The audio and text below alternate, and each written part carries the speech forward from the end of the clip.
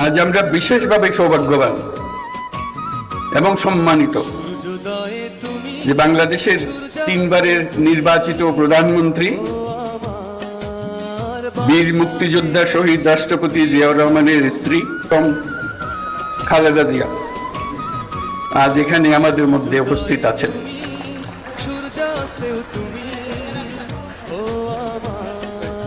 এক যুগ ধরে তিনি এই মহাসম্মেলনীতে অংশগ্রহণ করার সুযোগ পান নাই, আজকে সুযোগ পেয়েছেন। আমরা সবাই আনন্দিত এবং গর্বিত যে আমরা এই সুযোগ দিতে পেরেছি আপনাকে। শারীরিক অসুস্থতা সত্ত্বেও এই বিশেষ দিবসে সবার সঙ্গে শরীক হওয়ার জন্য আপনাকে আবারও ধন্যবাদ।